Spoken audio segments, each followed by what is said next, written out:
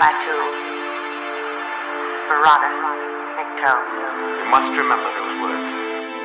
Gordon's alive. You know what the Turing test is? I know Kung Fu. Dead or alive, you are coming with me. What do you want to do?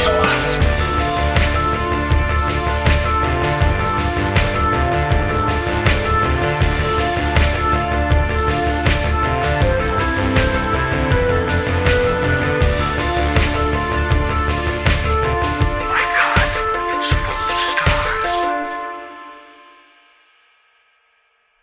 Ladies and gentlemen, welcome back to Stories Out of Time and Space. I'm your regular host, Scott Weatherly, and as always, I'm joined by Julian Darius, and we are going to be beaming aboard the Enterprise one more time. We did the motion picture, and now we are back, and we're going to be talking about The Wrath of Khan. So, Julian, how are you doing? You okay? I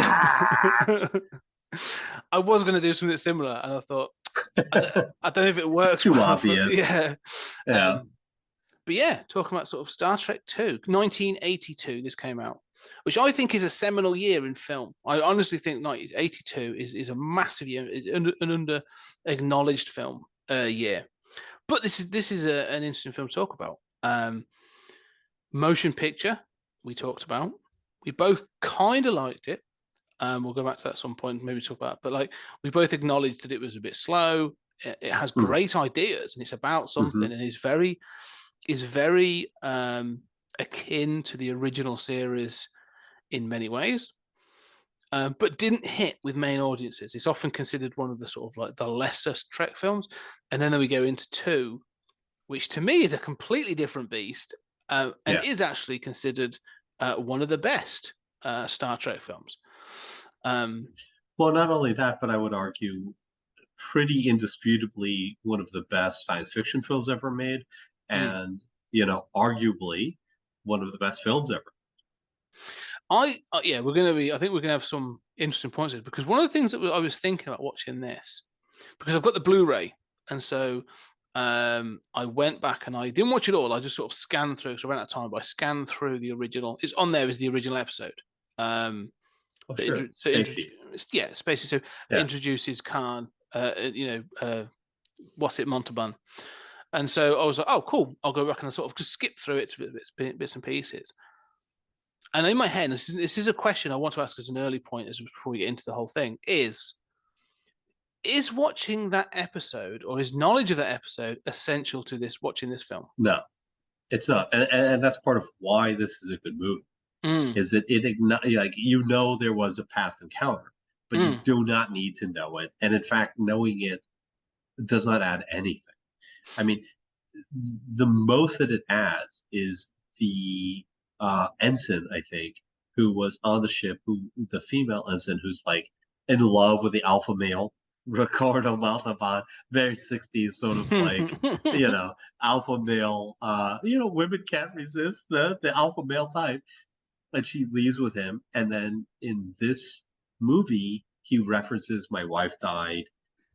And he also has a sort of pendant that is of the Starship Enterprise sort of, or Starfleet, depending on what continuity you're talking about, logo, which presumably was from her somewhere. But outside of that, I mean, I don't think it adds anything. Do you? I don't think it adds anything. I think the film gives you enough, and I think that the exposition is handled incredibly well for the most part to give you just enough information. Now, what I would say is, because obviously this is one of those weird things where, and at one point I think we are going to have to touch on the J.J. Abrams Into Darkness as a bit of a thing at some point, but the film's called Wrath of Khan. Okay. So you're going in, you're sort of getting, obviously, Ricardo Montalban is sort of like center of the poster. So you've sort of got this thing of what's going on. Like, it's not hiding anything. There's no mystery to this film, really. If it's one of those that sort of, if you know, you know. If you don't know, you're going to be told pretty sort of quickly. Like, it's going to give you the information, and that's fine. However, I liked about in the film, there is almost like, because it has got continuity, and I do think it works, But there's little things that are going to give you, like, if you haven't seen the original episode, or if you've seen it but like you don't remember, like, I'm assuming there could have been people that would have watched this on syndication and stuff. But like, there's a bit where Chekhov, when they find the thing, and he's like, Botany Bay. Yeah. What in his realization? Botany Bay. Yeah, and he's like, "Oh, we got to get out of here. Like, this is not good." I like those little moments, like you say. There's enough Easter eggs and in continuity references in this that, like, whilst I don't think the episode gives you anything, I think the film rewards you if you do have that knowledge.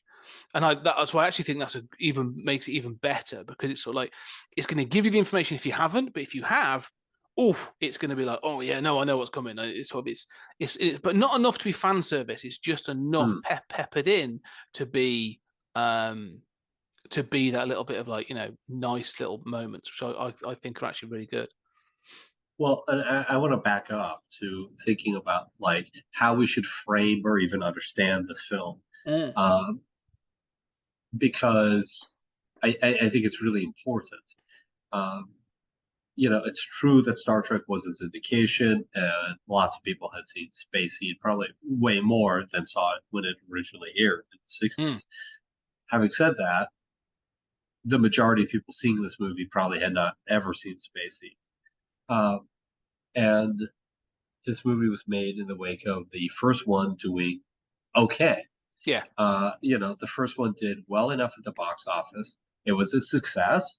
It was not a critical success. It was not a fan success, but it did financially well enough to get a sequel greenlight. Mm-hmm.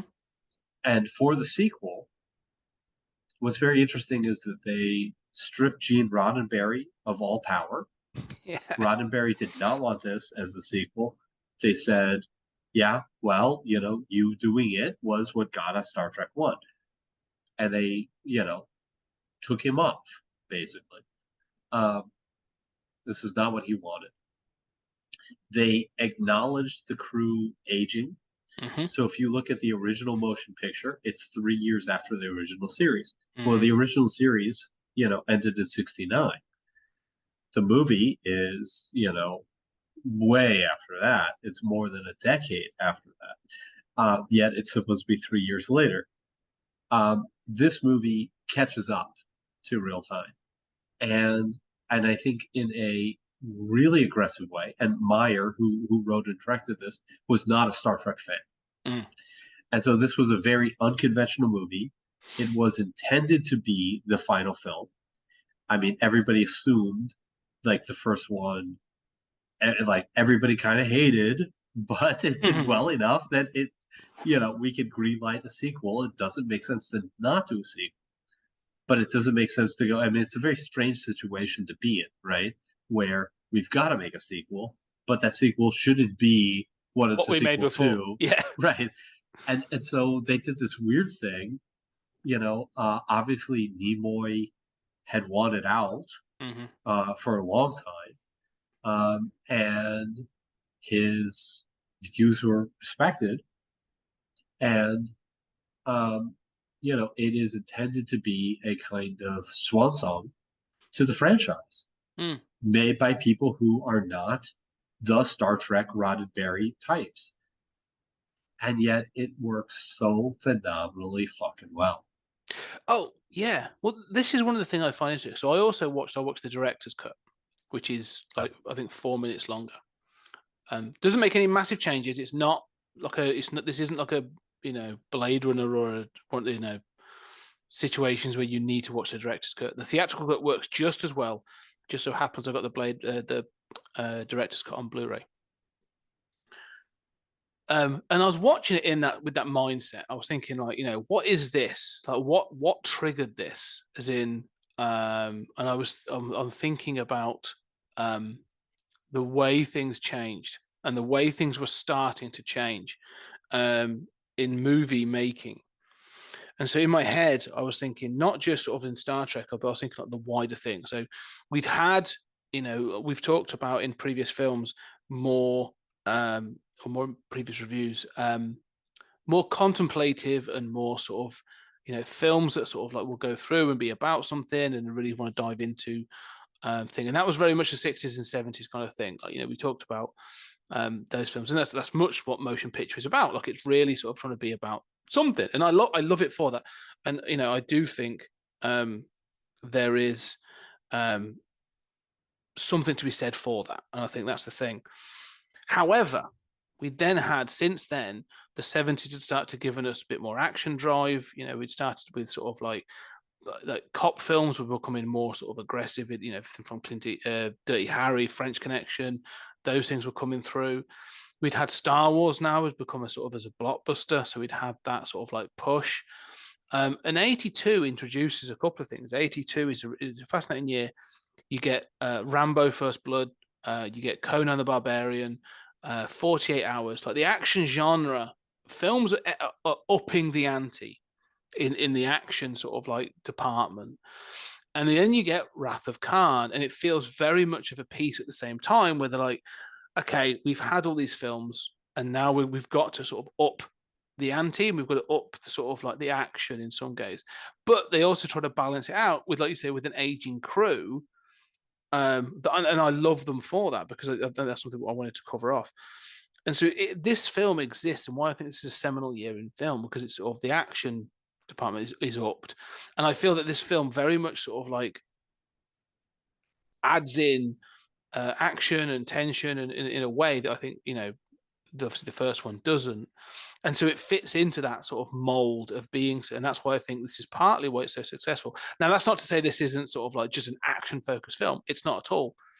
But I think that when they consider some of the scenes that do contain action and stuff, like, they're a bit more there's something more to them. Do you know what I mean? And so I think that's why it works for wider audiences. Like, this hit on the zeitgeist that I think that a lot of those other films did as well. Well, I mean, let me tell you my basic analysis of this film, which is that it is, sort of at once two parts. That it is both this action movie, but the key thing about the action is that it's between two expert players. Yeah, this is like way before Dark Knight, way before any of that. These are two just expert players making smart maneuvers, and every single maneuver that you see is clever, is desperate, is smart in how it turns the tables. Again and again and again, you're watching just expert players at the game go at each other, and really go at each other in a desperate kind of way. And I think that comes across from the very first time Khan attacks. It's a surprise attack, and it disables the Enterprise, and you're talking about surrender. And they use the term surrender within minutes, and it's like, this is logical. We have to do this right away. It's like, we're in a different universe. We are up against a competent opponent. We are, in a sort of grandmaster chess tournament. And I think that we rarely see that in films, and usually when we see that in franchise films, it's embarrassingly bad. It does not work. Here we see it, and it works. This is the template that all of those movies are copying from here on out, going through Dark Knight to all the X-Men movies, all the Marvel movies. Every time you have the mastermind opponent, they're copying Wrath of Khan. Yeah. But then the second thing is, it's got what we always talk about, and I harp on, which is that it's about something, and that this movie is at its core a meditation on death in a way that still affects me. From the beginning to the end, it is thematically woven into every single scene. Every aspect of this movie is about death, or life, or rebirth, or aging. And so it is both this action movie, right? And this is like why you and I both respect and love Die Hard. I mean, Die Hard is, probably in my mind the best action movie ever because it does a great job at the action, but all of the action is also about manhood. It's also Yes. about It feeling serves a relevant. purpose. Yes. Yeah, it's tied to this deeper theme.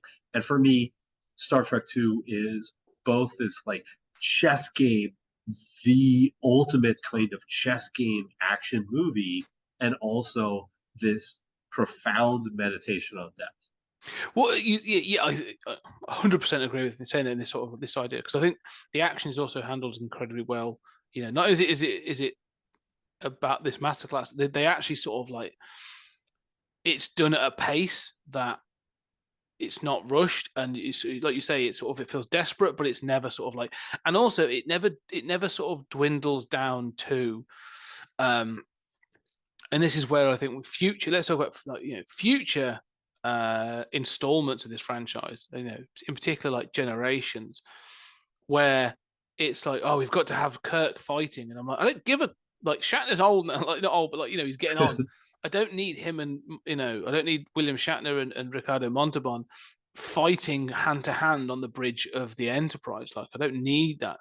This needs to be two generals, as you say, sort of like battling, and I think like that's why I think this film works, because it doesn't degenerate into what I think some of the future films will degenerate into, which gets frustrating. More the sort just to interject for a second, it is worth noting that although all of you cannot watch Star Trek 2 without feeling the antipathy between Khan and Kirk, right? From Khan being, now that's not in Spacey, right? But that's there in this. Okay, they never meet in person. No, it's all over. There's, sort of like they it's all, never even are in the same scene together. That's staggering. Like, think about the drama. These filmmakers make that. We all feel that. They're never in the same damn shot together. Yeah, and that's what I mean. Like, they're always kept at a distance, which really is why I think it works even better, because it doesn't degenerate to them sort of having to have a showdown or something. And especially what I'm saying is that urge to like have them fight, right? Oh, it's restricted. It's such a wrong urge. Oh, 100%. This is the movie that proves that's the wrong urge. What's funny to me is, I was sort of, this is a while ago, I saw something that was talking about the types of captain that the Enterprise has had. And Kirk is referred to as like the action captain, and it's obviously referring more to the sort of the original series. And Picard is referred to as sort of like more to do with sort of the, not say intellectual, but there's a different sort of tone to Picard. However, when you get into the films, Kirk becomes a lot more. Kirk benefits from the films, where I think Picard really gets like shafted by the films, because they're like, okay, we've now got to give Picard something to do, and so all of a sudden he's going to be fighting and shooting and all this other stuff, and it degenerates into that shooty, punchy a lot of the time. And I think that's why I feel that the next gen films are lesser. The other thing that I want to sort of is what you said about this sort of thing about death. And I've thought about this before, and again, watching it this time, I was really thinking, and I think there's a real yin and yang to this film in that thing you said about rebirth and death. And I think it's about there's a great Genesis, obviously the Genesis device, which is what obviously this sort of boils down to, is a great metaphor for this, because they actually say, like, the main point of this, and I should say, we should probably give a plot synopsis, but they're looking for a planet with no life on it, because they can bring life to that thing. But when they're sort of discussing how this can be a weapon, because you can program it to do anything, it can create a new matrix. So if there is life there, it will destroy the life that exists there in order to create this new thing. So there's this real sort of like to like terraform the planet. Terraform the planet, yeah. It's not just a weapon; it's there to terraform, but it could destroy. And that's the point that sort of like McCoy makes later on. This is like a universe sort of like leveling weapon that you can program it to make whatever the hell you want, and it can destroy everything in its path.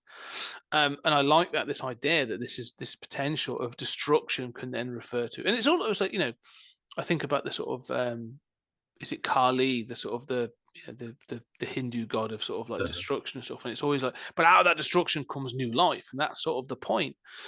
And this is, but it's not as simple as that, and that's why I like this. There's not like, because they could then have this as like a legacy movie, and they almost tease you with that because there's a whole new crew of cadets on the Enterprise, and so there's this younger generation that's coming through, and this could almost feel like, as you said, this was a swan song film, and it definitely feels like that, although it inspired a furthering of the franchise. There could be that thing of like, if this was a new film, if this was a 21st century film, they would have most definitely been handing off to the next generation and doing like, here's the 5 cadets that are going to be the new crew and all this other stuff. Like, but I like the fact that in the director's cut in particular, like, you are introduced to a cadet who works engineering. This is his first tour out, and you find out in the director's cut that he is Scotty's nephew. Mm-hmm.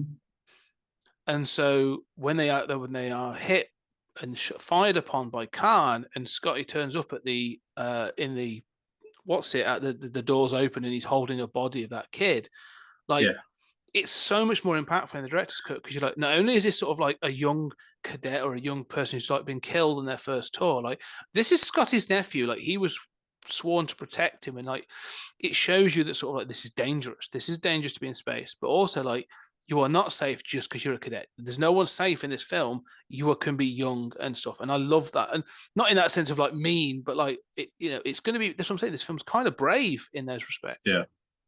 Well, I mean, what you're talking about is taking that trope of like, this is the future, this is the next generation, and saying, yeah, well, you can still die. You're not saved because fate has designated you the next generation. And that's true. I don't know. I think that sense of casualties is so high in this film. It's something that, the thing is, like, this movie is so different from what's gone before in some sense. We've talked about how it was not made by the Star Trek people, right? And the motion picture is much more the Star Trek movie, right? Yes. Having said that, it's staggering, first of all, how much all of the rest of the motion pictures are sequels to this. Secondly, this is such a real reboot. Chekhov is off on another ship. Yes. Kirk has retired again.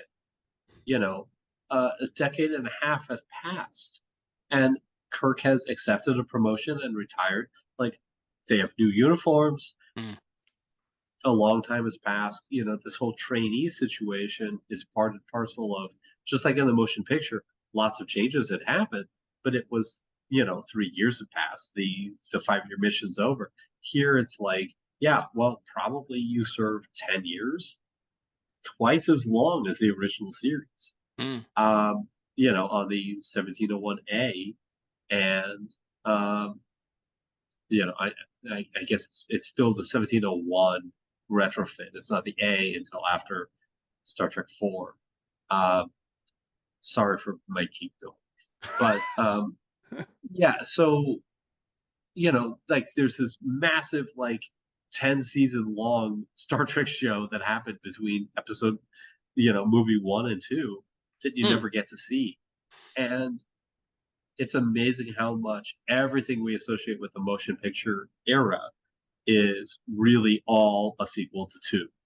Oh, 100%. It's if anything, I mean, 2, 3, and 4 are a trilogy in and of themselves.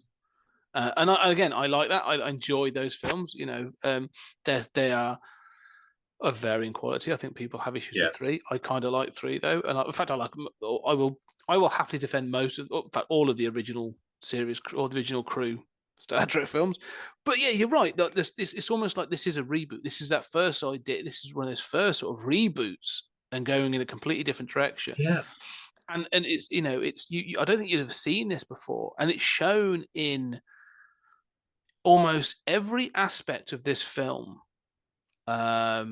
highlights a difference. And first of all, I love the new uniforms. I think the new uniform designs are great, and the fact they sort of stick around for quite a bit is cool.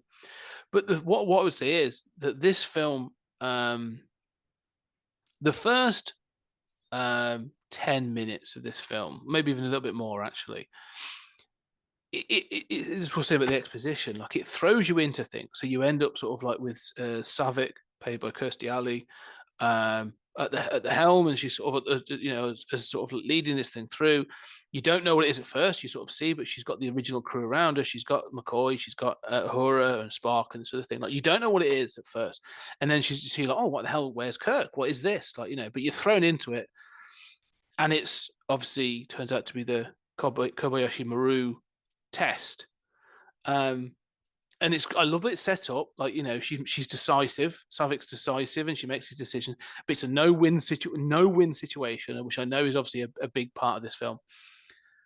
And people get blown up, and I kind of love the fact that again you see about this acknowledges the age. This acknowledges an awful lot else as well, because then when it's over and it's meh, and it's sort of okay, end simulation.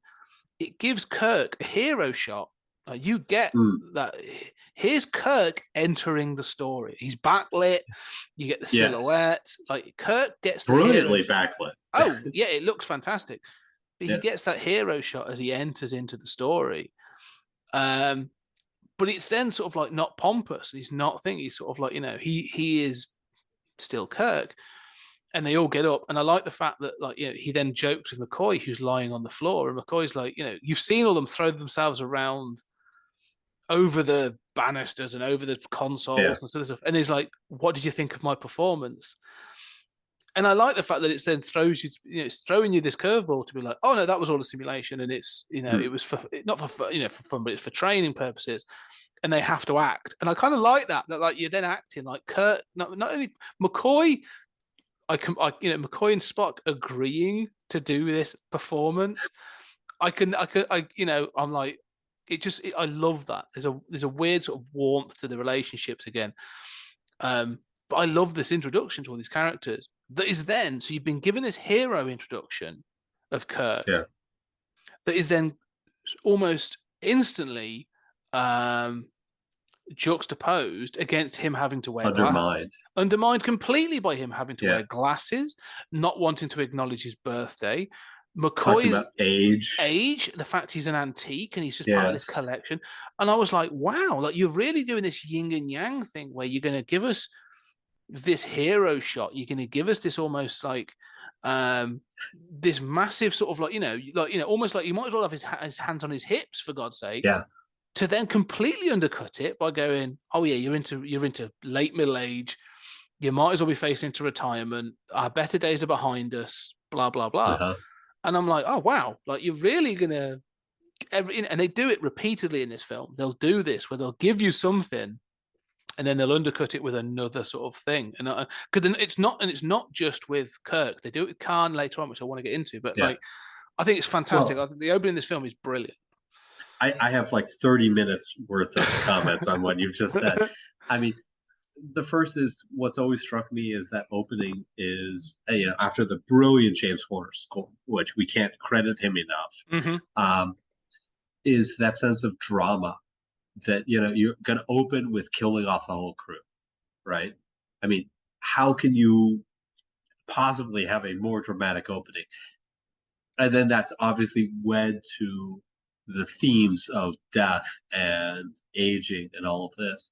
So, it seems to me that's exactly what I was talking about, you were talking about the action, and I was talking about the metaphysics, the deeper meaning. This is a movie that's able to give you that drama and also wed it to the theme that is going to be woven through the whole thing. They don't make movies like this anymore. No. I mean, this is what you're taught is good writing, but we just don't even care anymore. The idea that you can be dramatic, but you can wed it to your theme. You can wed it to these deeper issues that have that same scene serve multiple purposes. You're mentioning about McCoy. what he says when he stands over McCoy is, "Physician, heal thyself." Mm. Every line in this movie feels like it's gone through 12 revisions, Yeah. and not just in a the new intern has been asked to revise it, but like, no, smart people have revised this and made this as smart as possible. I love that about this film. It feels revised. It feels polished in more than most Shakespeare plays, frankly. I mean, it feels like it has gone through that process of uh, revision to make every line of dialogue count in the way that we're taught screenplays should do. Yeah, one of the things that I think we've said a comment numerous times about films of like, this could have done with one more pass at the script. This film feels like it had that one more pass, and I love it for And it. probably four more. Oh yeah, that took it from like good to like amazing. Yeah, because you say about the whole thing about death. And I do think death's a thing, but one of the things I love about this film is another theme that I want to throw out is, and I've said about the undermining of like, it sets up this hero thing at the beginning, and then it keeps undermining Kirk. But not only that, it wants to undermine Starfleet. It wants to sort of throw away this whole Gene Roddenberry thing of like, here's this utopian thing where nobody argues and stuff. Like, oh no, like, I like the fact that when you get to Dr. What's her name? I'm gonna have to just find it. Carol Marcus. Carol Marcus. Yeah, Carol and David Marcus.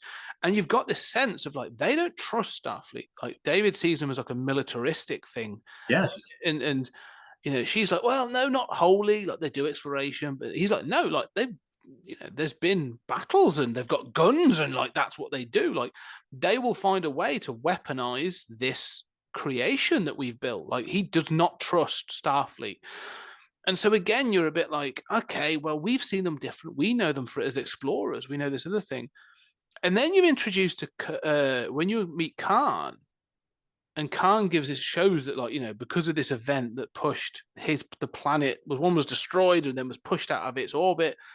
I'm not going to go through the science and the physics of that. I don't care. But like, it's left there. Like, he was left on this barren thing. And they instantly say, we were left here. We were exiled because Kirk never came back. Yeah, that's right. But not only Kirk, but Starfleet never came back. Yeah. So again, like, you are being given information that shows that David's actually right. So they're going to show you the fault of Starfleet instinct to keep showing you that, well, he's not wrong. So I like that they're not going to keep lionizing and iconicizing Starfleet and Kirk. Like, they are going to show you that there are problems with this, and that's going to keep coming up. And I love that. Yeah, well, when we were talking about this film after the last one, and we were sort of, you were saying like, expressing maybe some guilt over how mean we are to Star Wars versus Star Trek. I mean, I think we were kind to Empire. Yeah. I think we acknowledge it was better than the first one, but that it has problems.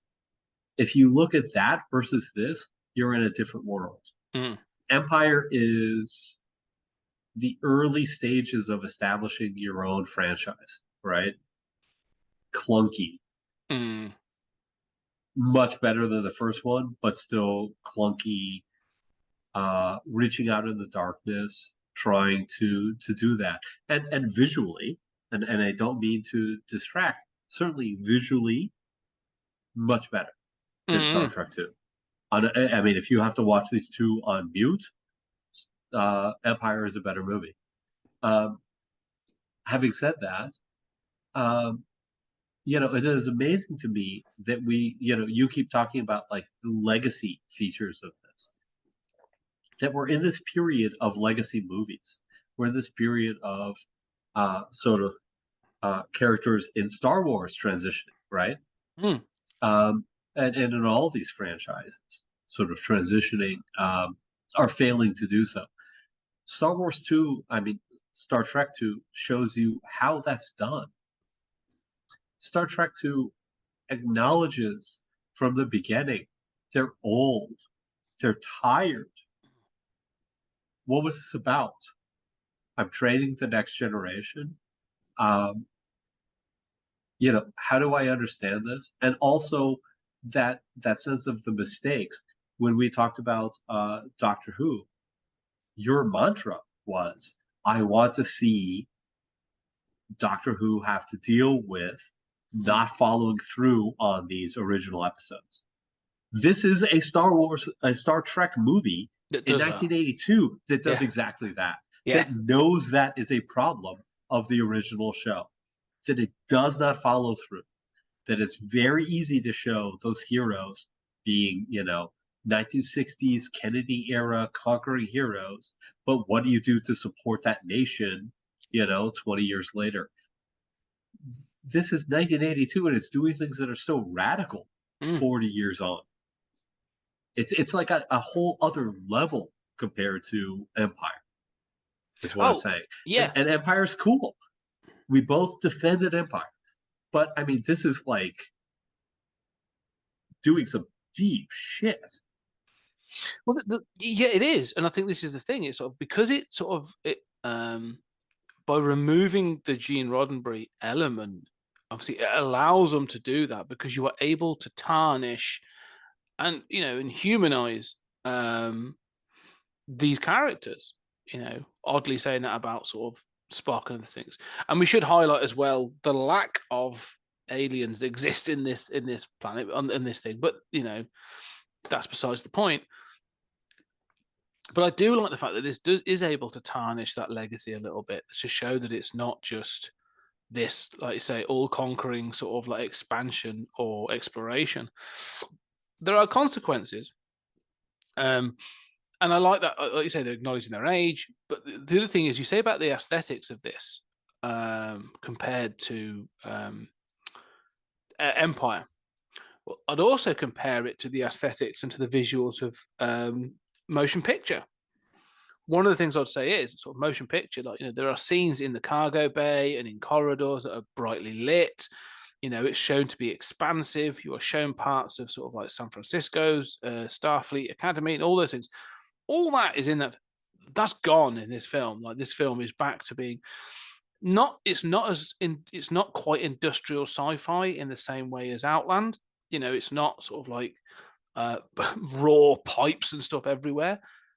But this is back to this is a ship. This is a productive ship. Like, everything seems claustrophobic. It's small. They're either in a laboratory or they're underground at some points. And other things like it tries to sort of, it removes all that space, and it tries to keep this film's thing of like being contained. And is a big part. Like, even like when it goes to like Kirk's apartment, like, you don't see like these vast corridors or anything to go in there. Like, they do have a corridor shot every now and then, but like, it's all contained, it's all within. And so I like that. The aesthetic to me is slightly darker. I mean, I don't mean darker as in like tonally. I mean like it's literally less lit, but it's done in a certain way that I think is done intentionally, to sort of, because it fits with the tone of the film. Like, if this was all brightly lit and then you did the stuff with the film, the tones of death and rebirth, like, it wouldn't work. It would feel sort of incongruous.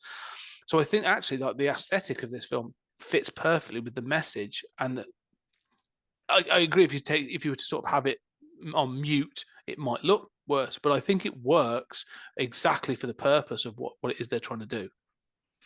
Yeah, I mean, I think you're right. I love those the sort of nacelles, and that are repeated on the walls of the quarters. That design work is stunning to me. And you're right, it still feels cramped. Yeah, you're constantly reminded, like, there are the curved walls, and you see a curved wall with a fireplace in it, and you think, what a lovely sort of like Frank Lloyd Wright-esque screw space design, right? And yet, then the quarters around it seem kind of cramped, and you think, like, why did you give up all the space for this curved wall if you could have avoided it? There's a very basic sort of architectural observation that you're making that I think is entirely correct. I guess my only minor quibble, although I mean 100% agree, is that I don't know that it would undermine. I don't know how it would affect the overall message about death. Um, Partly because I think that the movie wants to have a friendlier um, acknowledgement of death at the end than I would. Um, I think the movie uh, is not honest at the end. I mean, as much as I love this movie, I mean, I think that it thinks out at the end in certain ways. Um, I think it's. I will say this: I cried watching this time. Mm-hmm. Um, as Spock dies, I never realized uh, he's blind Oh, from the radiation. oh yeah. Oh, do you never realize He's that? that never occurred to me. Ah, It's just like he's stumbling into the wall. Maybe at most he can see a kind of a shadow of Kirk. That never really hit me until this time. yeah. We'll get to the spot because I think every time I've seen this, like I'll acknowledge that scene hits me, and often it hits me in different ways as I've got older. And even watching it this time, I had sort of a slightly different take. Not a slightly different take, but it hit me in a different way. Because one of the things I think this film does well, and we've talked about the legacy, is obviously because it acknowledges their age and stuff. Like, I love the chemistry.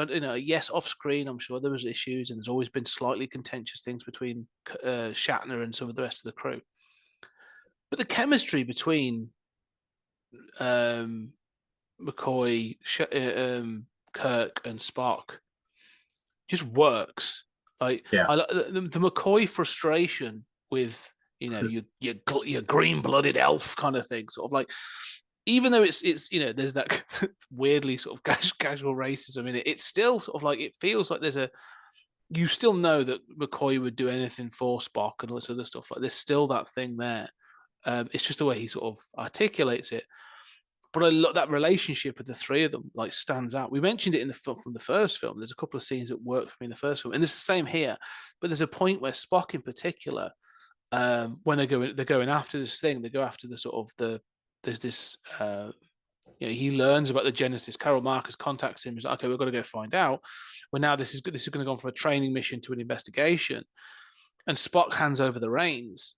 And he says then, sort of like, there's that thing of, like, he says to him the same line, doesn't it? Like, I am forever and have been and always will be your friend, and I am yours. Sort of like, basically, I trust you implicitly. Like, you are the senior officer, and I entrust you implicitly. And it pays out. Like, this isn't just like Kirk. We said it, the funny thing about the first film, in contrast to this, is Kirk turns up and takes over the ship. Yeah. Where he's like, I'm the senior officer and I'm in charge. In this one, he's reluctant and he says, like, no, I'll just stand back. And it's Spock who's like, this is your ship, this is your mission, like, you take charge. And it's an agreement between the two of them. And so I love that friendship and that acknowledgement. There's no bitterness, there is no ego, there's no, it's there as equals. Like, this is Captain Spock, this is his ship. And so it pays out throughout, and especially in that. So when you get to the end, and you get the reuse of that line, like, it blows me away. And it blows me away too, but it needs to be pointed out that Spock defers to him because he's a Vulcan, and he says, true. There is that, like, he says, there's this wonderful line about, like, you confuse me for someone with an ego who can be bruised, right? Yes. Like, you want to take over the ship, obviously. You're concerned about replacing me. I don't have an ego to bruise here. I mean, there's this wonderful line, and yet it's the subordinate who's killed. How is that not just a continuation of the same privilege of Scotty's nephew died, right? You know, like the red shirt experience. Um, Yes, I yes mean, and I've got a no. lot of thoughts about the end Okay. of this, but Well, let's get to it because we haven't really talked about Khan or anything yet, but I do want to get to yeah, this sort of the indeed. because the death Let's obviously talk about plays a. So they do let's get talk about to. Khan first, right? Because Khan should come before the death. Yeah, exactly. Because I think there's they form a part of each other. So Khan, they obviously get to the planet, and they're mistaking it because obviously there's been this sort of like interstellar balls up or whatever.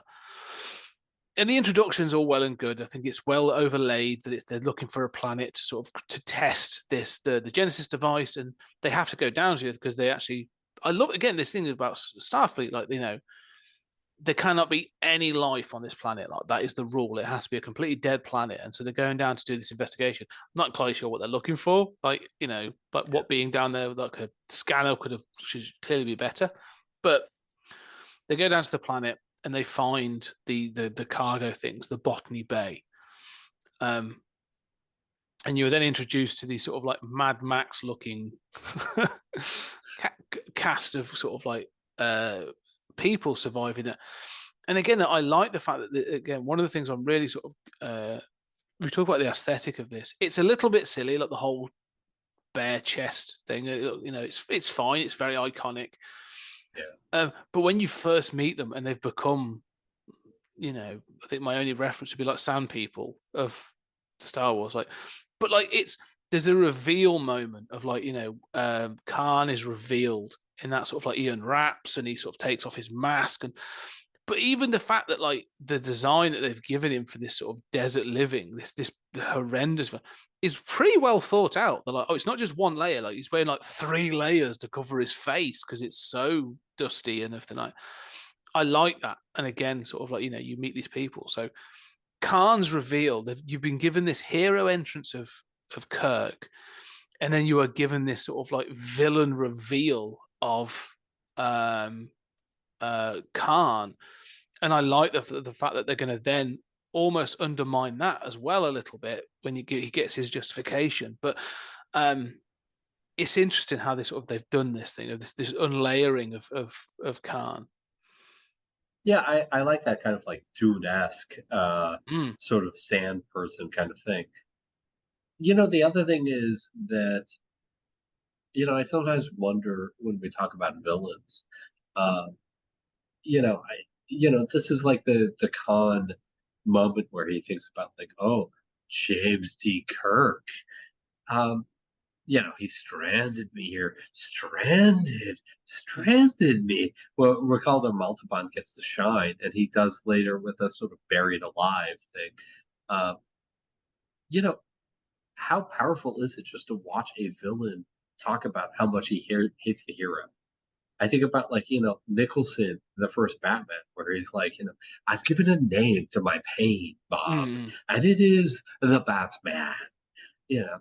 I mean, it's so powerful just to hear the villain say, I really hate this guy. And so often we don't even get that. And that seems like such a cheap, like, it doesn't make sense necessarily that like everything in Khan's life should be about like I was revived and then Kirk stranded me, right? But it works for the film. Well, you see, it shouldn't. You say it shouldn't work. It works because one of the things I hate. It's become almost like the cliche, the opposite cliche of this is when you have the villain say something like, I don't hate you, this is just logic, or this is just the plan or whatever. Like, no, hate the villain. They're trying to stop you. But I like the fact that like we one of the things about we've said this thing about Kirk gets undermined as a hero. And you've said about sort of like Khan, about this masterclass, this chess game between the two of them.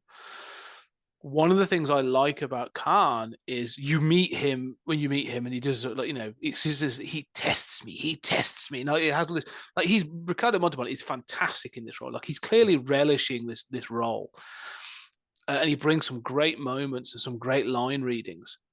But one of the things I love most is, like you say, he blames Kirk. Kirk is, because it's not Kirk, it's Starfleet. Like Starfleet is the one, like, why should Kirk have come back? Like Starfleet because even like Chekhov sort of says like, well, when you last met, like you tried to kill him and take his ship, and like he's like, why should he come back? But like, fine, Kirk shouldn't come back, but Kirk should have Starfleet should have followed up. There should have been some sort of follow up on this. But he blames it on Kirk, and it's almost become like Kirk has become like the focal point of this anger and this frustration. And so I like the fact that that's to happen, and it's become like you realize it's an obsession. Like, and I'm sure like the death of his wife has probably become the tipping point. Like, because it could have gone the other way. Like if this interstellar incident hadn't have happened, and they went back and whatever the planet, what's it 6 or what's it 5 is fine and it's flourishing. Yeah. Like there would have been a completely different story. Like this film would never have taken place. But this thing, the wrath of Khan, this anger, this frustration, this revenge driven at Kirk, is misplaced. But it's an obsession as well. And so what you say is he is this genius, and he is. He's obviously good. I like the fact at one point when they've stolen the other ship, which the name eludes me at the moment, but like the one that Chekhov is on, one of his lieutenants or whatever comes up to him and is like, we can go anywhere. Like you've proven your point. You escaped this planet. Let's go. Like the galaxy is ours. Let's get the hell out of here. Which is the logical conclusion. Run, go set up somewhere else and become a better. But he cannot let go, and that's when he's like that's when he says like he tests me. Like his obsession, his villainy is what supersedes his common sense, and so his own posturing is undermined again by his obsession, and so I like that as well. That neither of these guys are perfect. Well, the same thing is true of Khan going into the nebula at the end. So I mean, what I love. So I mean, going back to those 2 points that I love. One is the sort of like convincing chess match between these 2 guys, and the other is this theme of death. Right? That convincing chess match, starts with a surprise attack by Khan that is just devastating. Destroys the Enterprise filled with trainees, right? Kills Scotty's nephew, and leads to we've got to surrender, right? Then that's followed by the smart maneuver of like we're going to drop their shields using their code. If he hasn't changed it, let's fake them out, drop shields. Oh, we're transferring the data now, Khan. We're transferring it now. Here it is. Followed by sort of pause where they go on the asteroid, and you have the whole like the Matrix formed in 7 days kind of memorable sort of dialogue about Genesis, and the assassination attempt. Followed by beaming out of Genesis, the whole days being months, kind of other way of tricking Khan. Recovery and going into the nebula. By that point, you've had like 4 reversals. I mean, and again, I mean, I could write this, you could write this, but it's still smart. It's still like, these are smart people. And yeah, Khan's obsessed. But, what stuns me, and you mentioned Star Trek Into Darkness, which is one of the worst movies ever made in human history. And I thought about that, especially as you were sort of raking me over the coals slightly for being the Star Trek fan. Well, I'm not indisputably, the Star Trek fan. I'm not going to defend crap. But, here we have somebody who is obsessed and it works. There we have somebody who's just a shadow of this person. And, it strikes me how Abrams was frustrated by the lack of great Star Trek villains and turned to Khan because of this film. Because this film is so highly regarded, and that chess game is so highly regarded, and yet his version of a chess game is like a dog's version of what humans are doing during chess, right? It's playing Ludo. It's a completely different game. Yeah. Yeah, I mean it's nonsense.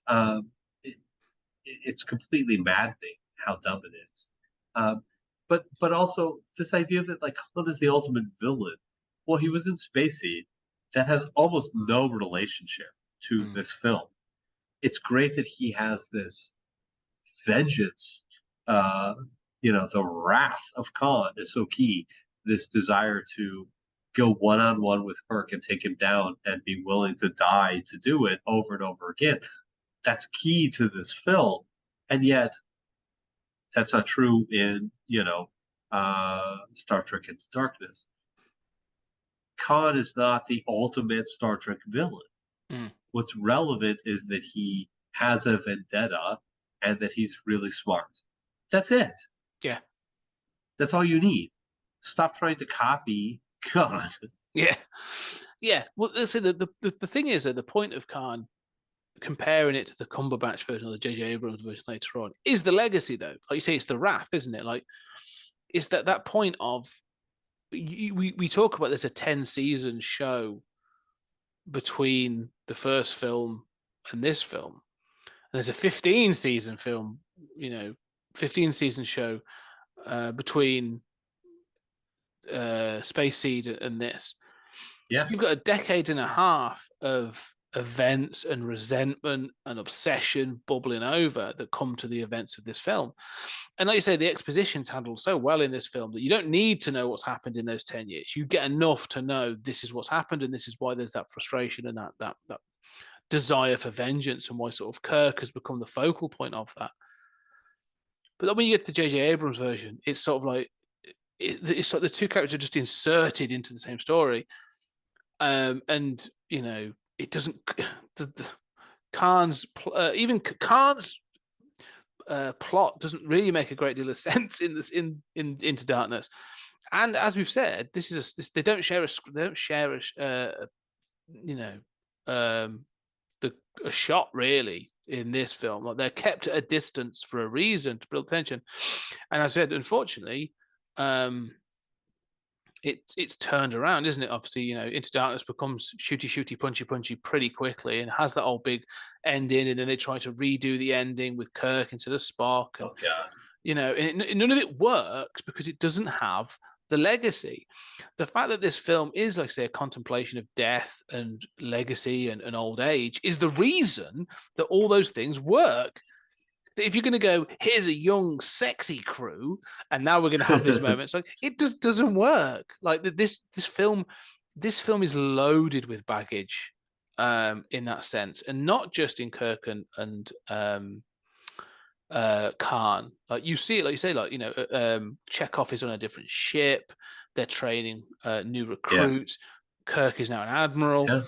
Spock is a captain. You've seen this whole film is loaded with this baggage of age and and stuff, and they're retrofitting even the whole birthday, the glasses, all everything. Yeah. It feels a part of my nephew, the next generation. Exactly, and all of this, all that stuff is in the first 15 to 20 minutes to tell you exactly why this film is the way it is. Even the fact, introducing, and we should talk about this, like, with Khan, he's lost things, right? So this is the thing. This is one of the things I want to sort of talk about this film. That really struck me. Khan lost someone, okay? And what we find out is that Kirk gains someone, at least from our perspective, because he finds out his son in David Marcus. And so again, not just Next Generation, but where Khan has lost his wife and sort of, like, has been exiled. Again, like, they're giving, and it's a little cheap because there's the potential for the red shirting of David Marcus. Doesn't happen yet, but it could have been, and I'm glad it doesn't, because it could have been a really cheap thing to be like, we're going to introduce his son for him to be sacrificed in some means, but he's not. If anything, by the end of this film, he's set up to be like one of the recurring cast members should this continue, which I would have loved to have seen. Yeah, he's almost set up to be that next generation. And so again, Yeah. like this is one of the things I like that this film does, that it's saying like, oh, there's a whole bunch of stuff you do not know, like, you know, like that's gone on before. Like there's a, you know, like even before the original show, like he was with Carol Marcus. He's got this son that he was told not to be a part of his life, blah, blah, blah, blah, blah. So I like that. And so that you keep getting these sort of these little things that just show you this weight of time and this weight of Yeah. life and baggage that the films, that future films just don't have. And that's why I think this resonates with me so much, especially as I'm sort of entering my 40s. Like I'm watching this now and I'm going like, yeah, I've got this whole history. Like I've got like 40 years, soon to be 41 years of legacy and baggage. And there are, you know, there are times that you come across people and people come out the woodwork and all this other stuff. Mhm. And that's where this film sort of resonated with me in so many ways. Of like, you do have people of like, you know, I wear glasses. Like I'm wearing glasses now. Like I wear them for different things. So when Kirk's getting his glasses out to read his book, or he's holding that book at a distance and stuff, I'm like, yeah, like I feel you, brother. Like I'm feeling the age, and I like all that stuff. And but like that's where I'm sort of watching newer films, Yeah. and I'm going like, that's why Into Darkness was such an utter catastrophic failure for me, is because it tried to cheap it Well, and shortcut it. And but this film seems the Wrath of Khan has an authenticity and a legacy that feels, that I feel, even if you haven't seen anything else, you can watch it and you no, can you don't you need spacey. no, but you can see that legacy is there and it's portrayed in a fantastic way. So yeah, that's the point I was trying to make. Well, and that's how this should be done, right? You shouldn't Mm, have to have seen the, films that came first. Even Star Trek One, you don't have to see. no, This is somebody who's been doing this a while, um, and it works on that level. You don't need that information. Um, also was thinking of sort of the Shadows of Empire, the legacy that both of our countries have. mm, Starfleet didn't bother to check up, right? yeah, You're talking about an institutional failure. Here's a man who's invested in his country, right? In his program for making the world a better place, however imperfect it may be. And here is a third world person who was left behind by that kind of program. Who, I mean, both of us, well, one of us lives in a republic and the other in a republic with a monarchy attached for God knows what reason. But, both of us live in ostensibly electable governments. mm, And one of the problems of that is lack of follow through. We both have had countries that we have intervened in and helped that we have not followed through with to make sure that they were really doing better and that our promises were kept. yeah, And Kirk is part of that system. It's not a bad system. It's not a system that is horrific to the core. It's a system that has problems mm, that can be fixed. But Kirk is a justifiably heroic character. But he's also attached to a system that is imperfect and has this history. And I think that is also interesting too. yeah, I agree. I mean, this is the thing it leads me on to a point I want to kind of make actually. But you're right. I mean, this is the thing that like, and this goes back to what this film sort of covers. It's like an in-between film in the sense of like you said about the original series. That Kennedy, you said that Kennedy era exploration, the pushing boundaries, and that's what the show was about. That's what Gene Roddenberry was about. That sort of like the push for the future. That sort of, and that was the focus of that show, to try and address different things. It was going to take, and we say that even the original show was brave. It took on ideas and controversial themes at the time. Sort of racism, interracial things, and blah blah, lots of different things. But this show is now this film is now sort of saying that was great, but there's a follow up, and that needs to happen to the extent. And this is one of the things I find interesting with both Star Wars and with Star Trek. And we've joked about this before. We talked about it with Empire Strikes Back. Is there are we've talked about it every time we spoke Star Wars, but like, I'm sure you can go off and find a comic or a TV show or a book that fills in the plot hole of this thing. There's a canonized version of why that happened or who did it. Do you know what I mean? That sort of thing. Yeah. And so they try to retrospectively fill that gap. One of the things that's sort of come out of Trek that I find interesting, especially most recently. So there's the TV show, the cartoon Lower Decks, and Lower Decks has an interesting class, and it actually highlighted once that ship, the California class of ship, which is in that, does second contacts. That's one of their primary purposes. And there's an acknowledgement in that film, in the TV show, of, oh, we came out of this event. Like, oh yeah, no, the whole thing with Khan, yeah, that was a real cock up on our part. So we've now instituted a second contact and follow-up process where we don't need to use massive starships. We have the California class. That's their purpose. And so, like, it's not it's not like what I find with Star Wars is they try to retroactively sort of like correct things. Do you know what I mean? They go, oh, no, it's not a plot hole. It's this. It's a story point for somebody else. Where Star Trek will go, no, there's an ongoing continuity, and it was a mistake. And we acknowledge there was a mistake. And here's how, after that point in canonized timeline, we corrected it.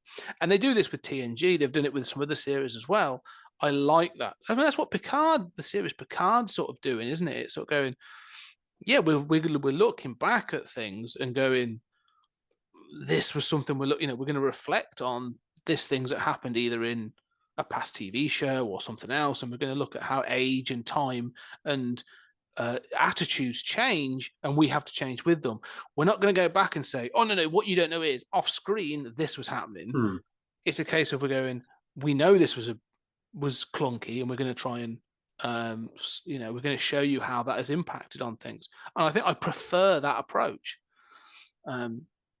Well, I mean, you're describing two different approaches to sort of retconning or dealing with problems.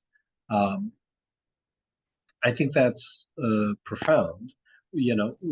Approach A is sort of deny it's a problem. I am struck every time that I look at Star Wars stuff online how much of that is the case. Yeah. Why does Princess Leia talk about her mother? Oh, well, there's a secondary story to explain that, because that doesn't make sense post prequels. Right? So, like, that's a mistake. Yeah. You need something to acknowledge that, right? Oh, no, that's not a mistake, because it's a story point. It's become a story point for something else. Yeah, I mean, I don't know. I don't know that I have a preference between those two, although I love what you're saying. I guess that the one thing I find intolerable is people saying it's not a problem because there was this, thing outside of the contradiction that explains it, which is biblical, right? All the biblical contradictions, somebody says in the Middle Ages, oh, here's the explanation. Yeah. And I think that's the thing is, like I say, I definitely have a preference. This thing acknowledge the thing and either say, try and address it with something in the future or something else. So there's ways and means of doing that. And I think Star Trek is better at doing that in a canonized kind of way. Well, let's get back to, so we've talked about like the awesomeness of Khan as a villain and the chess match, the grandmaster chess match between the two of them, and I'm reminded of in terms of that of the original series Balance of Terror, one of my favorite episodes, which is basically like run silent, run deep in outer space, and how this feels like very much a redux of that, of just sort of like really smart submarine commanders going after each other using the third dimension and all this stuff. I mean, it's just, awesome action stuff. But having said that, this theme of death, the Kobayashi Maru, as much as it's referenced in Trek lore, it's about death. Death is the inescapable, it's the unwinnable condition, right? we're all playing a game that's unwinnable. Yes. Well, there's always that joke, isn't it? Sort of like, rich, poor, black, white. We all come. But the result is always the same. We're all going to die. But I like the fact that like Savick calls out Kirk as well, like because she doesn't fail, but like it's a no-win situation. Like you can never win the Kobayashi Maru, and there's this sort of like joke had that like, well, Kirk beat it because he reprogrammed it, and but then she's like, well, that's cheating, and he's like, oh, it was seen as initiative, and she's like, yeah, but it means you've never actually had to face that scenario. Like you even cheated your way out of that in a test. Like you're not willing to face a no-win situation, and he has that sort of acknowledgement of, well, no, he even says, like, I don't believe in a no-win situation. And like I say, so that's what when you say about that, we'll get to the death shortly, but like, this film then presents him with one. Like you said, there's a masterful chess game played, but like there's always going to have to be, that thing he's forced to face up to, the no-win situation, and it's going to result in death. Well, it's not his fault that Spock decides to go to engineering and No. fix the problem. But, I mean, it is a continuation of the feud, and what a wonderful continuation that Khan says, well, right, I've gone into this nebula, I've done all these things that I shouldn't have done, but I die, I'll take Kirk with me. And it sets the Genesis device. And so it's this wonderful, just kind of like, he talks about hate. He talks about, spite. It's this wonderful, just kind of like, right, at the end of this Grandmaster Chess game, I'm defeated. I can still eke out, a draw. I find it remarkable. And I'm not even sure that he knows that he's lost. Oh no, he doesn't. He goes out. He goes out. Yeah. He thinks he's won. Yeah, or at least in his mind, and he's maybe not won because he's obviously he's lost his crew, but he's a draw. Himself. Yeah, but like you say, he's it's spite, isn't it? Despite everything, like he's managed to sort of get that. He's sort of. I mean, this film is that thing of like your nose off to spite your face kind of thing, isn't it? Like he sacrificed himself and his crew to get that one thing. But I think he goes to his death thinking he's achieved. Yeah. What he wanted. Yeah, 100%. Which is a great draft. Like it's not. Again, this is that thing about like undermining things. Like it's not him. There's no sort of like you've had the Khan moment, but there's no like Khan going like no, like seeing that he failed, because that would be the other trope. That would be the easier inclination would be sort of like for him to see that Kirk and the others are saved just before the ship blows up, because you want him to see that the hero survives. No, like let him go to his death thinking he won, or thinking at least that he achieved his one of his objectives. So again, I like that. Like again, it's played out well. Like you're not going to get the easy, win, and so yeah. But again, it comes at this cost of Spock entering the warp drive and that death scene. So let's talk about this. Yeah, I mean, we need to. And the funeral. I mean, the death scene is basically perfect. Yeah. There's not a second out of place. The call, from McCoy, from Scotty to the captain, you better get down here. We know what's going on. He doesn't yet know the cost of what he's done, what he's about to encounter. I mean, we've all been in situations like this, where we don't know how much what we're experiencing will impact us, but somebody else does, right? And I think that death scene is played perfectly. It's one of those scenes that at this point, because I've seen it a number of times, and so watching it this time, I was, you've got your two main players, and again, like, yeah, everyone sort of gives Shatner a hard time at times. I know he overplays things, but like he and Nimoy play this wonderfully. But more than that, I actually want to sort of give a shout out to Forrest Kelly and James Doohan, stood in the background, like doing they're like dumbstruck.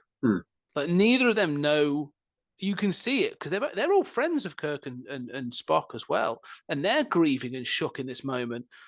But there's no sort of like, and again, this is where it's worth sort of like, laying it parallel to the Into Darkness scene. But like they're dumbstruck, like they don't know what to do. Do you know what I mean? And you can see it on both their faces. They play it wonderfully. Of like there's just this I don't know. They're both grieving and not sure what to do. But there's no sort of like rushing to the door. There's no sort of grabbing of Kirk or anything like this. It's just a moment of like there's nothing we can do. And there's a brutality to this film in general that's there from the first Khan attack, which just feels so brutal, and is followed by that surrender.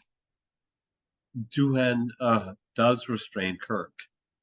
Kirk's instinct is to go into it, and Doohan restrains him and says, "He's dead already." Could you imagine having to say to your loved one, "He's dead already"? Yeah. He wouldn't, what's not said is he wouldn't want you to die trying to save him needlessly. What a horrible calculation to have to make. And how much love is required to stand aside, having realized your friend has understood that calculation and needs this moment. I love how minimal, again, like going back to how much the script has been worked, how minimal that language is. He's dead already. And then standing aside. And letting them have the moment. Let them have that sort of... And again, it could be sort of, this could be maudlin and it could be overplayed and awful, But I like the fact, again, it's sort of, like I say, it's so well done by Nimoy, because he is blind. Like I say, I've always sort of taken it as like he's staggering, he's clearly sort of feeling the effects, and just that last moment of I have always been and always will be your friend. It's just, again, everything we've talked about legacy and baggage and this sort of thing of how this film wants to keep giving you a gut punch over and over again is summed up in that moment of and it's not going to cheap out. I mean, we could talk about 3 and 4 and beyond, but at this point, if this is the swan song, if you were sat in the theater and you in the cinema and you are a Star Trek fan and you watch this, Jesus Christ, like this must be up there as one of those cinema moments where you were just in silence going like, hang on. Like they are not going to cheap out on this. And Shatner plays it brilliantly because he sits there and he sort of sits there and does it. It's quiet but brutal. And then cuts the way they slump over. Yeah. The way they slump over against the transparent barrier between them. It's fantastic. The way Nimoy's radiation exposure gets worse and deteriorates. Everything about it is iconic and deservedly so. Yeah, and I agree. And then you get the funeral and you get the sort of the eulogy and they shoot into space. Now, let's talk about that. I don't want to undermine anything because I think this film, there's something in this. This is one of the you had a nitpick, so I'm going to give a nitpick. This film introduced Vulcan as a language.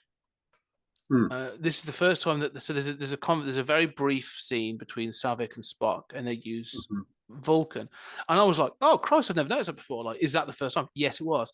And the guy who came up with it is also the guy who created Klingon, which was used predominantly for the third film. And so I thought that's and really has become its own style language. Oh yeah.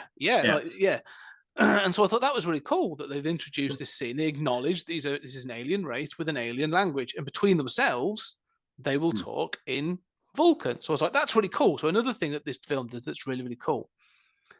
And then we get the funeral scene, and it's very human. And there was a part of me going, like, okay, maybe it's a Starfleet thing, but like playing the bagpipes and all this other stuff. And I was a bit like, this feels like, I wish they'd have done something a little bit more Vulcan for the funeral, maybe. Well, that's interesting that you say that. I mean, as much as I have praised this film, and I think that, I would put this up as, Seventh Seal in terms of a cinematic meditation on depth. That's how much I revere this film.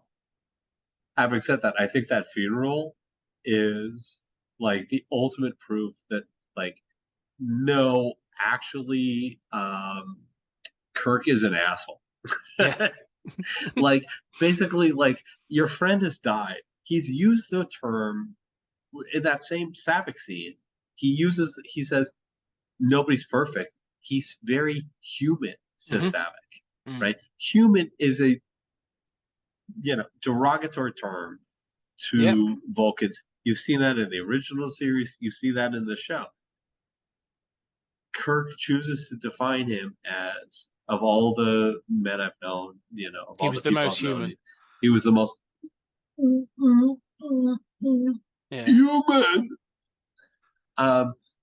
And so Shatner's kind of like a little overacting there, but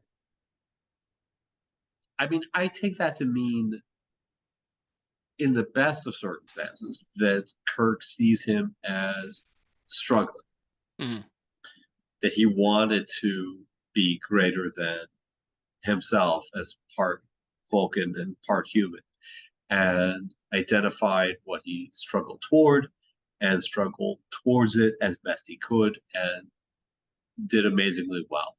And I can rationalize it.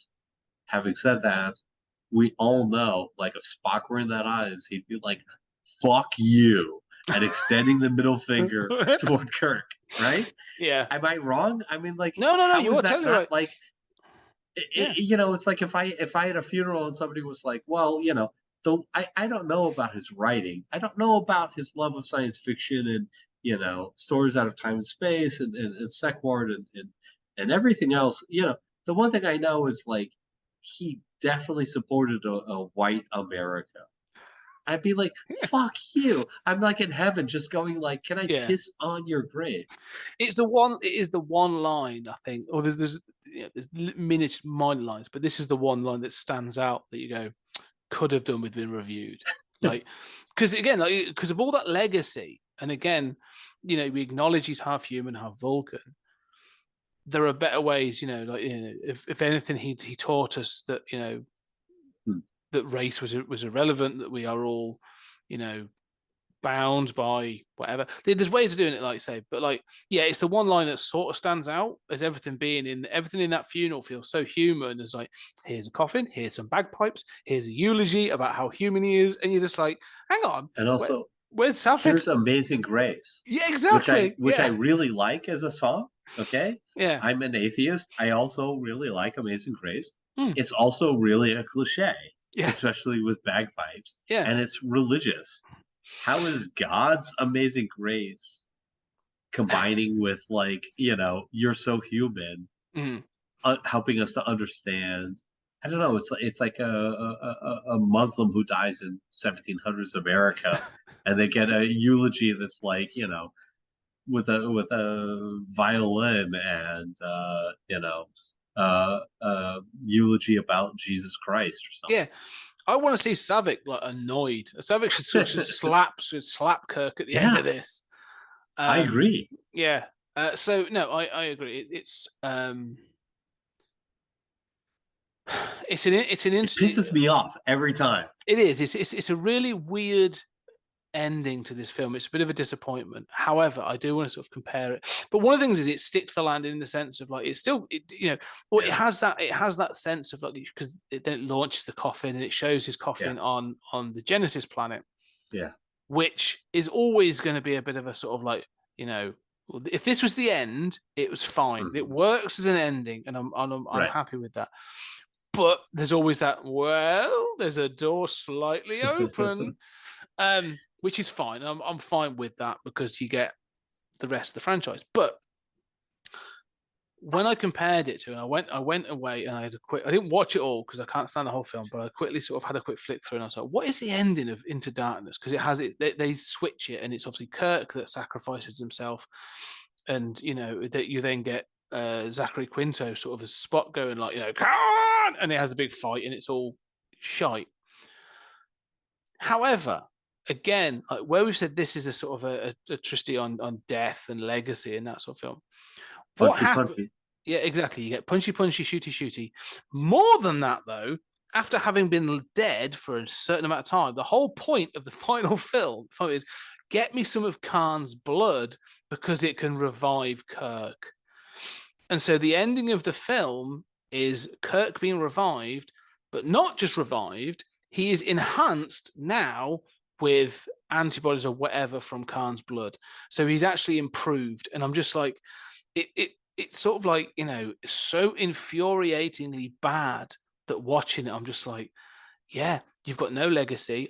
The past film had Kirk and Spock at literally each other's throat.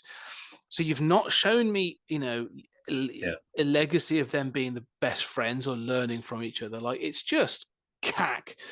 And shit.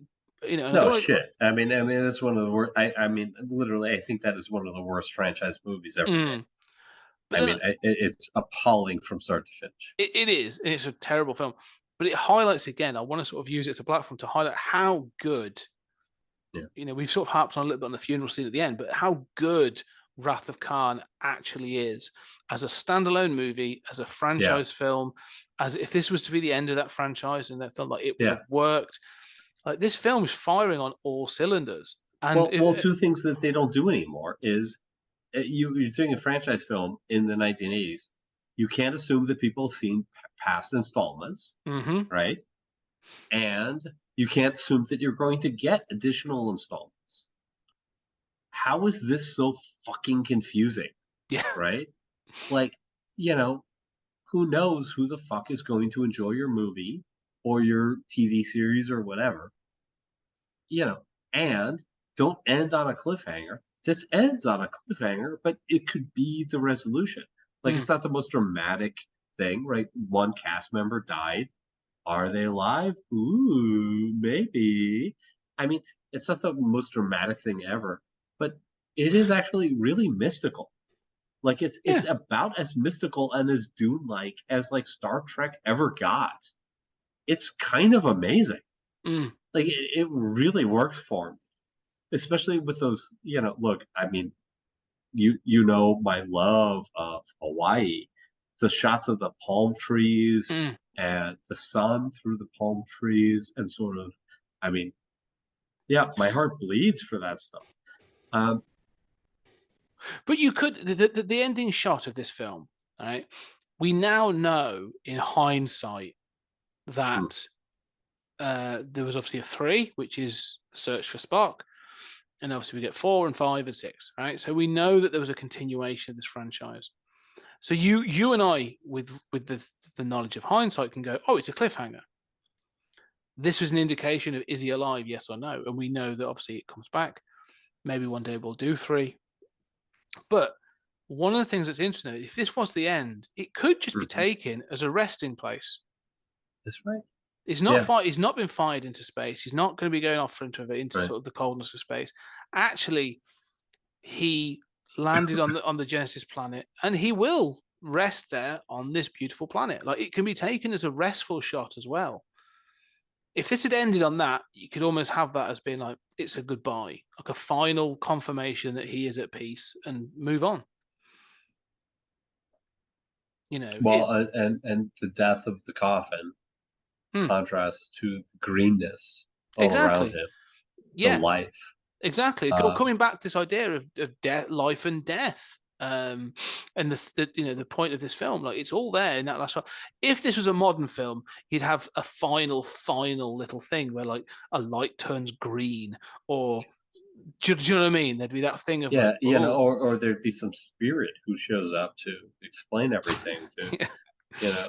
yeah. There'd be a hand that would reach down and touch the coffin or some shit, and you'd be like, oh, what was that? I don't care.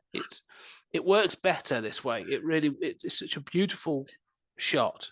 No, and I like what you're saying about the ambiguity, and um, I agree with that, and I think that is part of how successful this film is mm, as a potential final installment. Um, it's frustrating, mm, um, but I also think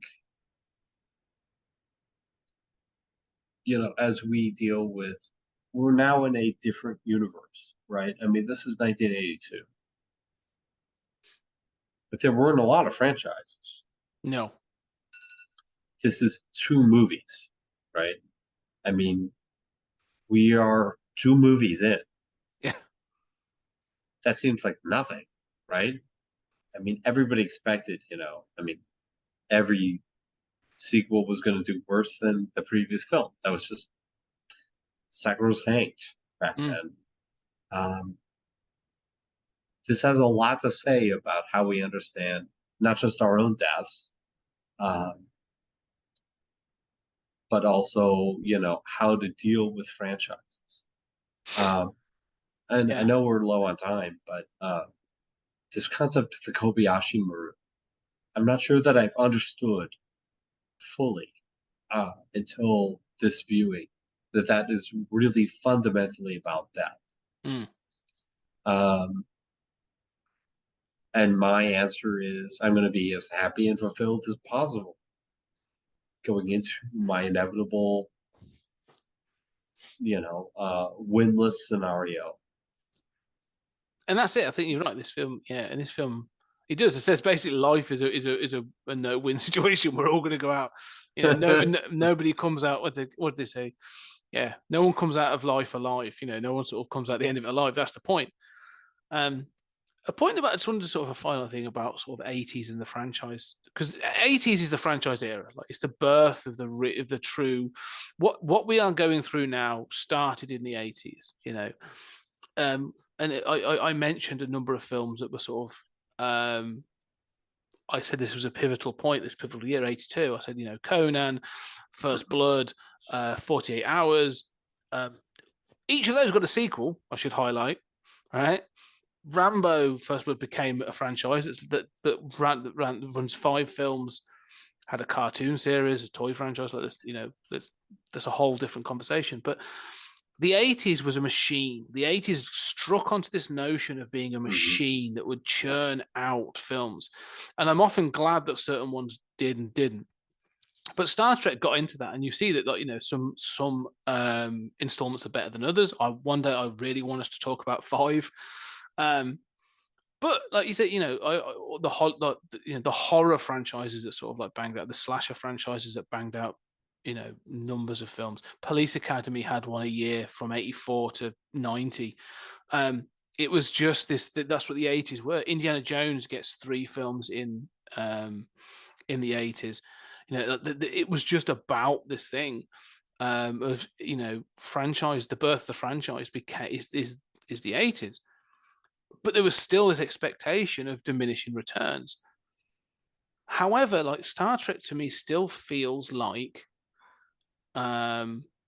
slightly different in that sense. Like Star Wars did the thing. Star Wars got to Return of the Jedi and finished, which is, well, sort of, because you still get the 2 Ewok films out of the 80s, Caravan of Courage and whatever the other one is, Moon Over Endor, whatever it's called. And they did sort of span into cartoons and stuff. So there's still a continuation of that 80s franchisation of material. Star Trek sort of like, again, they did it in a different way.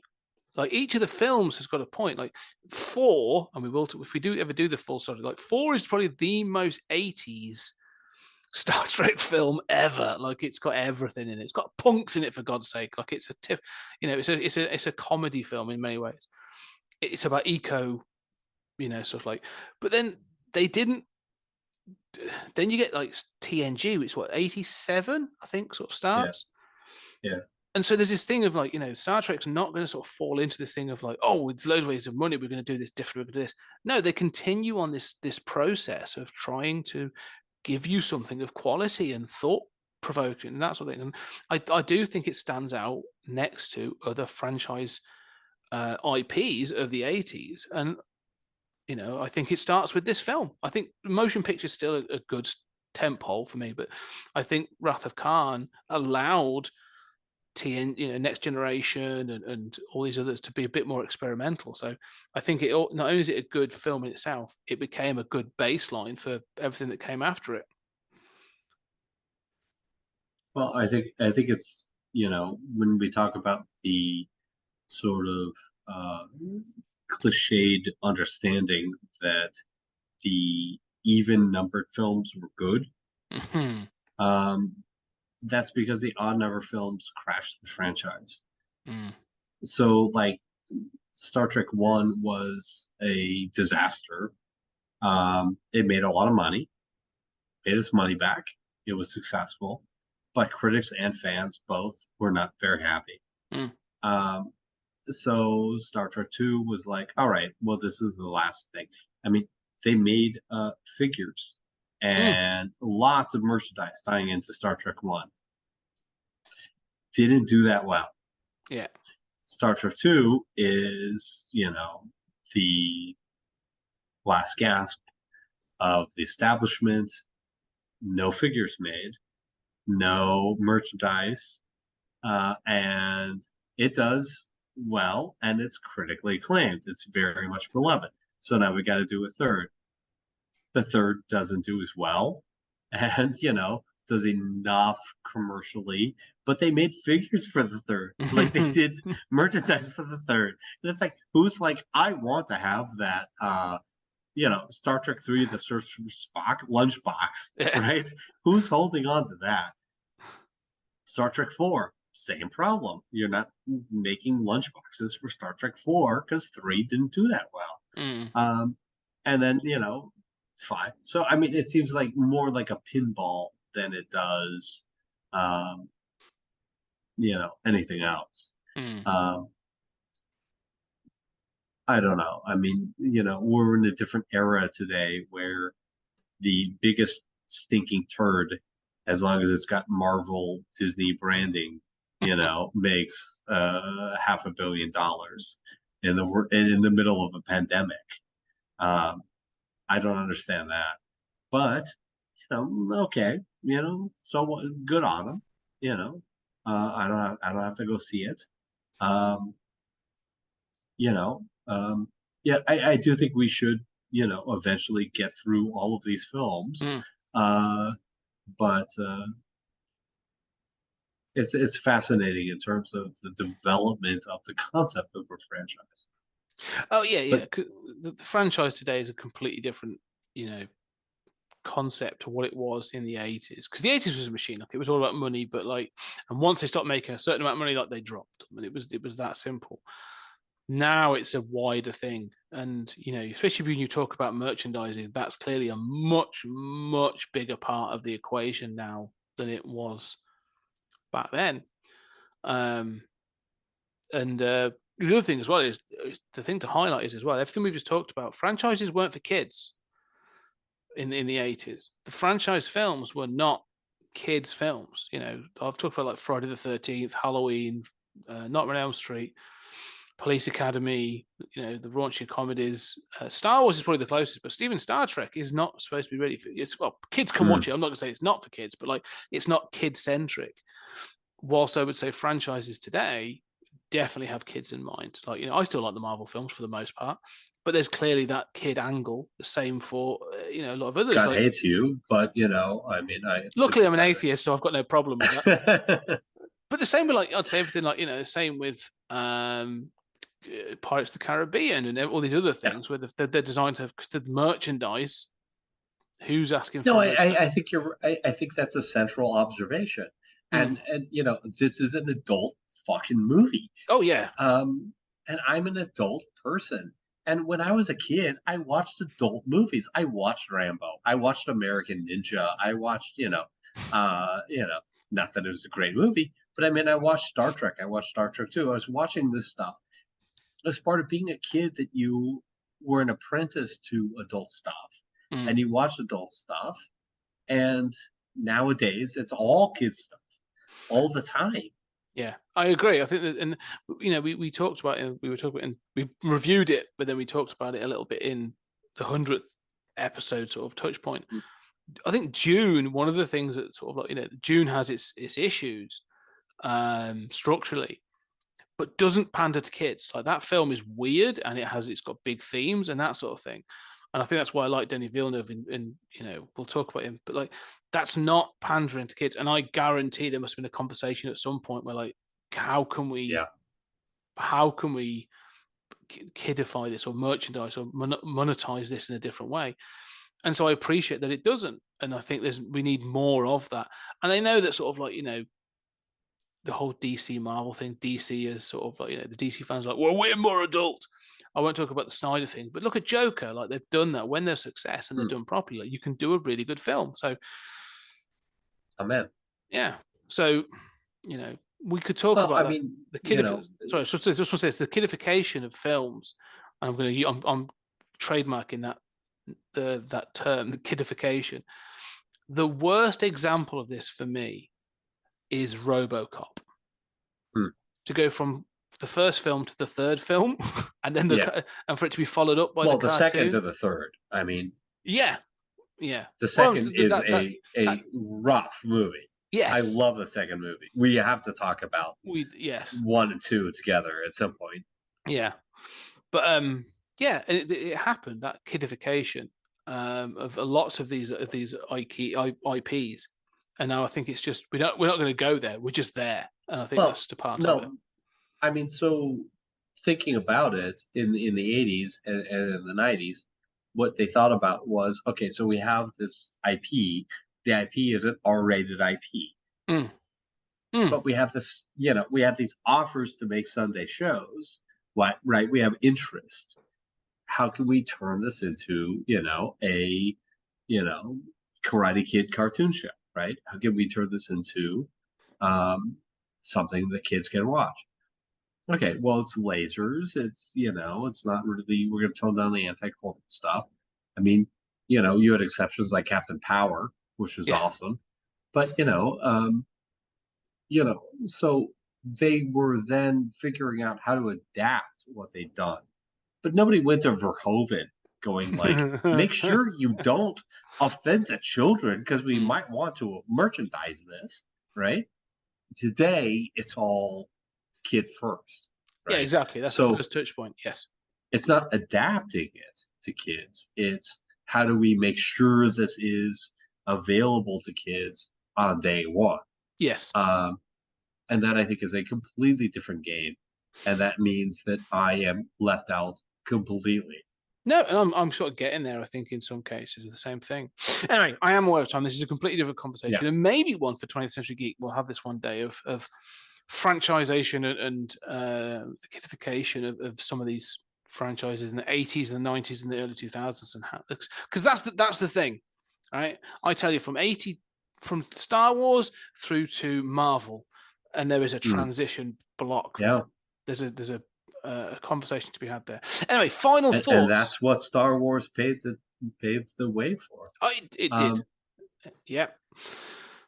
Star Wars 2, Star Trek 2 is a brilliant, it is both a brilliant Grandmaster chess game that works as a sci-fi story, sci-fi action story, and also as a meaningful rumination on death. That's one that still stays with me. I have some problems with the ending. I have problems here and there, but this is an expertly made film from start to finish, and I would be surprised if somebody does not even know Kirk and Spock. And McCoy is very sidelined, right? There was that line where he's going down, where he's like, "What about my safety?" Yeah. Where this is that Kirk / Spock fiction source, right? No, they love each other, and it's a beautiful movie in its own right. I think it's a fantastic film. What do you think? No, I'm the same. This is one of those films where I can sit and this time I can sit, I can watch it, and I can ruminate on it, and I can critique it in a certain way. And I can take things from it, and I can see those things about we said about death and legacy, and how it structures itself to sort of like set something up to be then undermined, and also like it does these things very, very well, and I love it for it. And I think it's very well made. And I can also sit and just enjoy it as a good Star Trek film. Like I can sit and just be like, this is cool. I like this. Like, it's quotable. I think Ricardo Montalban brings a fantastic performance as Khan. I think considering that they thought this was may well have been their swan song, I think the rest of the cast brings some great performances. I think it does sideline a lot of the other cast, like they're there, Sulu and Chekhov and Uhura and stuff, but they're not really central. Like you say, this is a Kirk Spock story.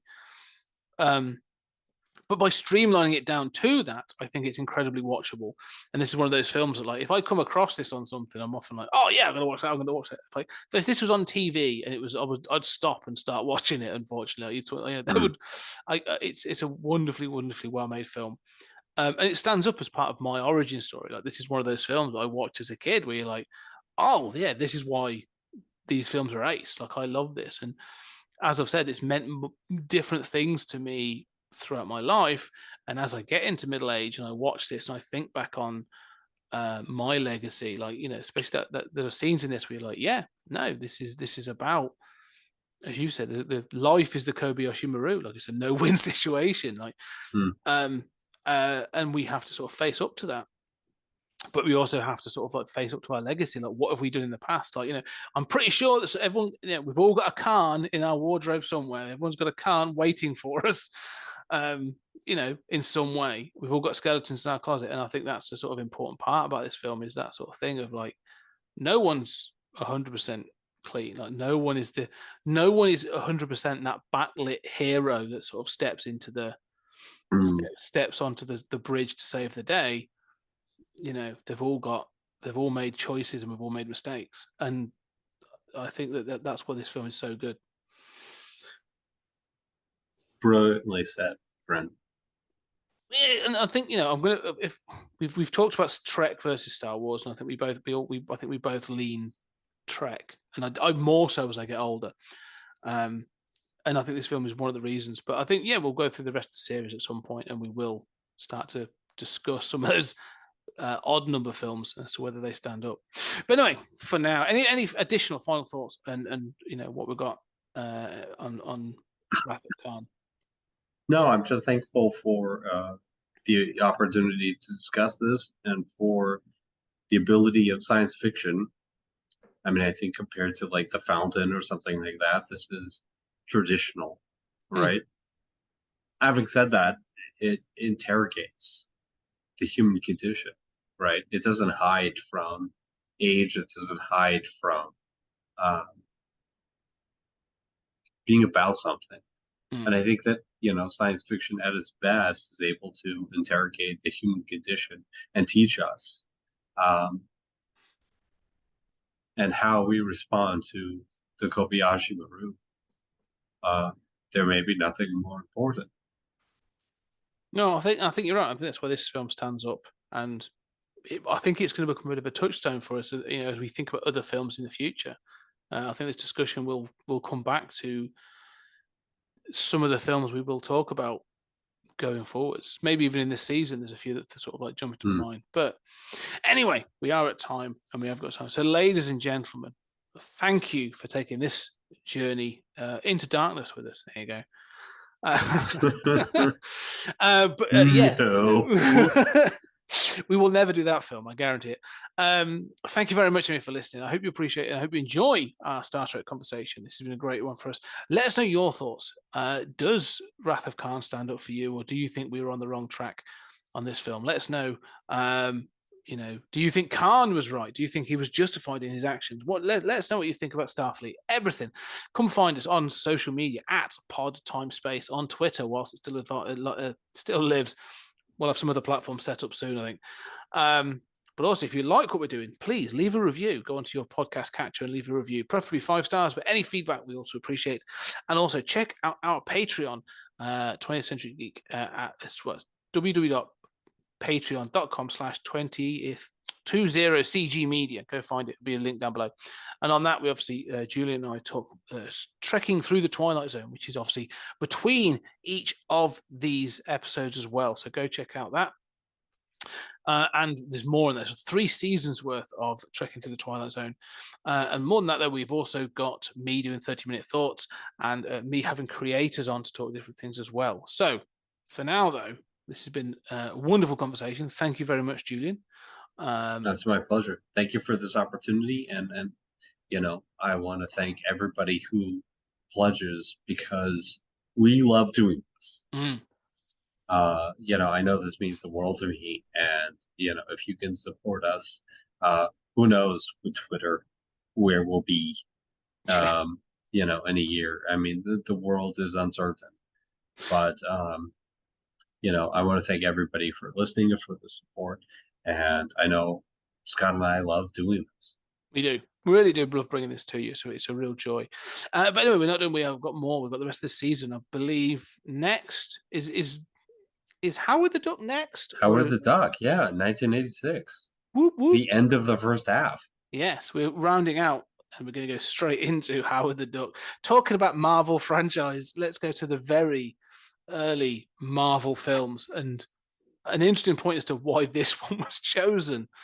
So we'll be covering off Howard the Duck in the next episode. So for now, ladies and gentlemen, thank you very much, and we shall see you again soon.